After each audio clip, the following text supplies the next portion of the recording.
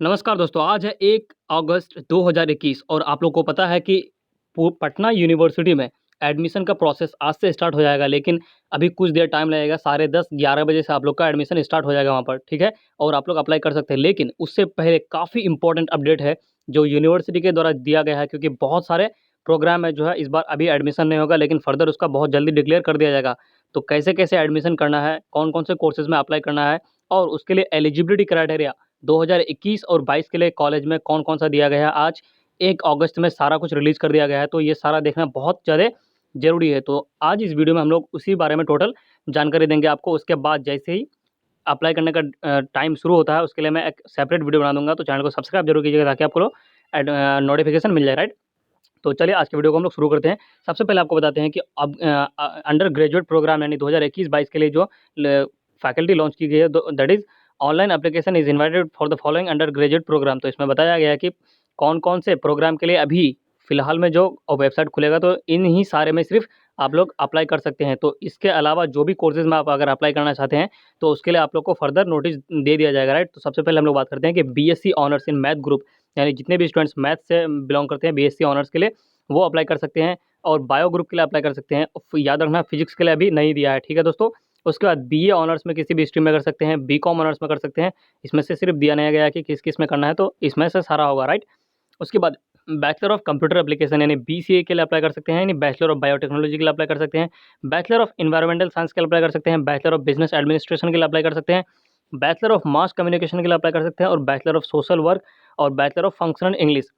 इन्हीं सारे 11 प्रोग्राम है और ऑनर्स में तो बीए और बीकॉम में बहुत सारा ऐड हो जाएगा उसमें, तो इसमें सिर्फ अप्लाई कर सकते हैं और इसके अलावा अगर कोई भी प्रोग्राम में आप अप्लाई करना चाहते हैं, तो इसके लिए अप्लाई नहीं होगा। ऑलमोस्ट कह सकते हैं कि सभी कोर्सेज़ में अप्लाई कर सकते हैं अभी और एलएलबी के लिए वो सारा कुछ तो अलग है, लेकिन फर्दर मैं नोटिस करके बता दूँगा। देखिए यहाँ नोट में दिया हुआ है कि for other programs the detail will be announce shortly, यानी बहुत जल्दी जो है अनाउंस डिक्लेयर कर दिया जाएगा कि किस-किस कोर्सेज़ में और भी एडमिशन अभी बाकी है और स्टूडेंट्स उसके लिए एलिजिबल है और अप्लाई कर सकते हैं, right?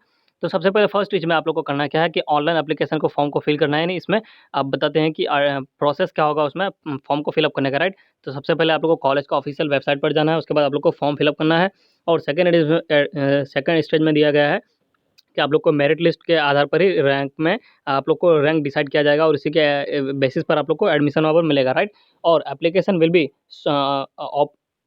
Application will have the opportunity for upgradation, right? इसमें दिया गया क्या है कि एप्लीकेशन जैसे ही आप अगर अप्लाई कर देते हैं, उसके लिए अगर आप फिर भी अगर सैटिस्फाइड नहीं है अपने कोर्सेज से या कॉलेज से, तो उसमें बाद में आप अप्लाई कर सकते हैं, राइट?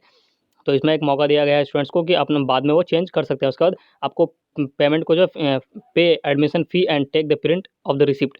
आप लोग को करना क्या है कि सारा कुछ अप्लाई करने के बाद जैसे ही आप कॉलेज सेलेक्ट कर लेंगे, उसके बाद अपना कोर्स को सेलेक्ट कर लेंगे, उसके बाद आप लोग को लास्ट में करना क्या है कि फ़ी को जो जो पे होगा उसको फ़ी को पेमेंट कर देना है, राइट? उसके बाद आप लोग को रिसिप्ट को डाउनलोड कर लेना है। ये रिसिप्ट आप लोग को एडमिशन के टाइम में काम आएगा, तो वो अच्छे से आप लोग ध्यान में रखिएगा ताकि आपको छूटे नहीं और स्क्रीनशॉट लेके या आप लोग डाउनलोड करके दोनों में से किसी में भी तरीके से आप लोग रख सकते हैं, राइट? तो मैं उसको बता दूँगा फर्दर जैसे मैं अप्लाई करने का तरीका बताऊँगा। लेकिन अभी बिफ़ोर अप्लाइंग में सारा जो कॉलेज के द्वारा दिया गया है नोटिस, यूनिवर्सिटी के द्वारा, पटना यूनिवर्सिटी के द्वारा, वो सारा मैं भी बता रहा हूँ। तो काफ़ी इंपॉर्टेंट अपडेट्स है ये और थर्ड स्टेज में दिया गया है यहाँ पर। आप लोग को मैं बता देता हूँ थर्ड स्टेज में आप लोग को फिजिकल वेरिफिकेशन के लिए डॉक्यूमेंट सारा कुछ माँगा जाएगा। उसके बाद जो आप लोग का फाइनल एडमिशन होगा। अगर आप लोग कोई भी डॉक्यूमेंट अगर गलत फिल करते हैं, जैसे राइट आप लोग को अगर मार्कशीट देना है, मार्कशीट की जगह में अगर कोई दूसरा चीज़ दे दी है, तो वो आप लोग को कॉलेज बिना किसी नोटिस के यानी क्या है विदाउट एनी फर्दर नोटिस, यानी बिना किसी नोटिस के आप लोग को एडमिशन को कैंसिल कर देगा, राइट? तो सारा कुछ जो कॉपी आप लोग स्कैन कॉपी देंगे, वो सारा आपको जेपीईजी फॉर्मेट में देना है, ठीक है? उसके बाद जो सारा डॉक्यूमेंट आपको सही-सही भरना है, ठीक? अगर कोई भी डॉक्यूमेंट अभी आपके पास अगर नहीं है, तो उसके लिए आप उसको खाली छोड़ सकते हैं, लेकिन उसको फ़ी को पेमेंट नहीं करना, उसको ड्राफ्ट में सेटिंग करके रखना है। जैसे ही आप लोग को आ जाता है, उसका सारा कुछ देके फिर आपको फ़ी पेमेंट करना है या फ़ी पेमेंट करने के बाद भी आप लोग भर सकते हैं, राइट? तो जब तक कॉलेज उसके लिए टाइम देता है, उसी टाइम के अंडर में आप लोग को कर देना है। याद रखिए कि कोई भी गलत डॉक्यूमेंट या किसी तरह से सिग्नेचर आप लोग को गलत नहीं भरना है, ठीक है दोस्तों? तो ये सारा कुछ आप लोग ध्यान में रखिएगा, राइट?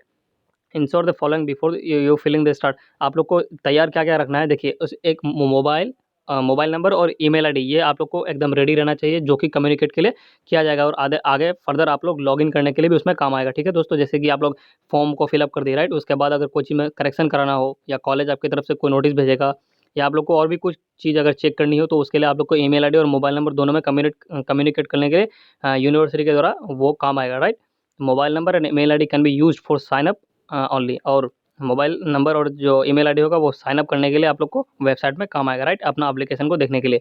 और keep scan copy of your recent photo, यानी जो आपका अभी का फोटो है 1 महीना 2 महीना के अंडर में, वो फोटो आपको खींचना है किसी वाइट बैकग्राउंड में या किसी अनदर एक ही कलर का बैकग्राउंड में खींच सकते हैं।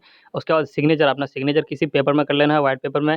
Marksheet, caste certificate, differential eligible, यानी अगर आप किसी कोटा से बिलोंग करते हैं, लाइक आपको अगर कोई अगर हैंडीकैप्ड हैं या कोई अगर लंगड़े लूले की कैटेगरी में आता है तो उसके लिए आप लोग को वो सर्टिफिकेट आपको चाहिए, अगर उसमें आप लोग लेना चाहते हैं तो, राइट। उसके लिए उसके बाद if any in the JPEG format ready before filling of the form, तो आप लोग को सारा कुछ फॉर्म फिलअप करने से पहले आपको सारा कुछ जेपीईजी फॉर्मेट में होना चाहिए। उसी के बाद ही आप लोग का ये फॉर्म फिलअप होगा, राइट। और सबसे अंत में दिया गया है कि visit the website of the respective college to know programs offered, hostel facility, fee structure of the program and other infrastructure details. यानी ये सारा कुछ फिल करने के बाद आपको लास्ट में, अगर आप लोग किसी भी कॉलेज के बारे में जानना चाहते हैं, उनकी फी स्ट्रक्चर के बारे में जानना चाहते हैं, हॉस्टल कैसे मिलेगा उसमें, तो आप लोग के उसी कॉलेज के वेबसाइट में जाना है, right.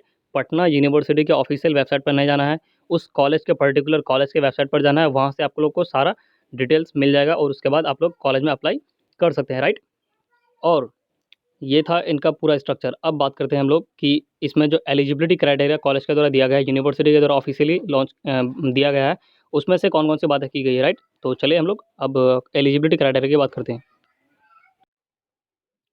Now stream wise eligibility criteria की बात करते हैं, तो कॉलेज के द्वारा ये न्यू एलिजिबिलिटी क्राइटेरिया लॉन्च किया गया है और आप लोग को ये जानना काफ़ी इंपॉर्टेंट है, बट ये कुछ खास है नहीं, क्योंकि मैं उम्मीद करता हूँ कि जितने भी स्टूडेंट्स इसके लिए एलिजिबल हैं, अप्लाई करना चाहते हैं, तो उसका तो इतना मार्क्स से ज़्यादा आ ही गया होगा ना। वो बात करते हैं हम लोग कि science stream in intermediate, physics, chemistry, mathematics से जितने भी स्टूडेंट्स आते हैं और इस सारे प्रोग्राम में अगर अपना अप्लाई करना चाहते हैं, लाइक बीएससी ऑनर्स मैथ में, बैचलर ऑफ कंप्यूटर एप्लीकेशन में, बैचलर इन एनवायरमेंटल साइंस में, बीकॉम ऑनर्स में, बैचलर ऑफ बिजनेस एडमिनिस्ट्रेशन में, बैचलर इन मास कम्युनिकेशन में, bachelor in social work, bachelor in functional English, BA honours, इन सारे में जो भी अप्लाई करना चाहते हैं उसका 10+2 में, यानी क्लास 12th में मार्क्स 45% से ज़्यादा होना चाहिए, और उसका जिस पर्टिकुलर सब्जेक्ट में वो ऑनर्स सब्जेक्ट लेना चाहते हैं उसमें भी 45% प्लस मार्क्स होना चाहिए, राइट। और इसी तरह की एलिजिबिलिटी क्राइटेरिया सारे स्ट्रीम्स में है। अगर वो बैचलर ऑफ एनवायरमेंटल साइंस में इन सारे में करना चाहते हैं तो उसके लिए भी 10+2 में आपको 45% मार्क्स ज़्यादा होना चाहिए, राइट। और जिस पर्टिकुलर सब्जेक्ट में ऑनर्स लेना चाहते हैं, ठीक, उसमें आपको 45% से ज़्यादा होना चाहिए। अगर आपका 45% उस पर्टिकुलर सब्जेक्ट से नहीं है तो आप उसके लिए एलिजिबल नहीं होते और आपका फ़ी पेमेंट सारा कुछ वेस्ट चला जाएगा, राइट। तो अप्लाई करने से पहले ये सारा कुछ जानना बहुत आपके लिए ज़रूरी है। और डिस्क्रिप्शन में मैं सारा लिंक दे दूँगा ताकि आप लोग अच्छे से वहाँ से पढ़ पाएँ, तो वहाँ जाके आप लोग एलिजिबिलिटी क्राइटेरिया और सारी चीज़ें देख सकते हैं, राइट। और बीएससी मैथ्स ग्रुप की बात करें तो उसमें भी 45% है। पीसीएम में फिजिक्स, केमिस्ट्री, मैथमेटिक्स में आपका 45 प्लस मार्क्स होना चाहिए, और जिस पर्टिकुलर सब्जेक्ट में आप लोग ऑनर्स सब्जेक्ट लेना चाहते हैं उसमें भी 45% मार्क्स आपका होना चाहिए, राइट। और उसी तरह से science system in intermediate, physics, chemistry, biology, mathematics की सारी बात करें, इनमें से तो बैचलर ऑफ बिजनेस एडमिनिस्ट्रेशन में, बैचलर इन सोशल वर्क में, फंक्शनल इंग्लिश में, ऑनर्स में, ये सारा कुछ में भी सेम टू सेम दिया गया है। लेकिन सिर्फ कॉमर्स में डिफरेंस है कि कॉमर्स में 10+2 में मार्क्स जो आपका 45% मार्क्स होना चाहिए कॉमर्स, और 55% में इन आईए और आईएससी, जितने भी अगर कॉमर्स स्टूडेंट्स कॉमर्स में अप्लाई करना चाहते हैं, राइट, अगर बीकॉम ऑनर्स लेना चाहते हैं लेकिन उसका अगर कॉमर्स नहीं था 10+2 में, अगर जैसे आपने अगर आर्ट्स लिया या साइंस लिया तो उसमें 50% आपका मार्क्स होना चाहिए, तभी आपके लिए उसके एलिजिबल होते हैं। उसी तरह से सारे में है 10+2 में, अगर जितने भी कोर्स करना चाहते हैं बीकॉम ऑनर्स के लिए, ये सारा कुछ 45% ही दिया हुआ है सब में लगभग टोटली, राइट। और जिस पर्टिकुलर सब्जेक्ट में आप लोग लेना चाहते हैं उसमें भी 45 ही है। तो ये है पूरा एलिजिबिलिटी क्राइटेरिया।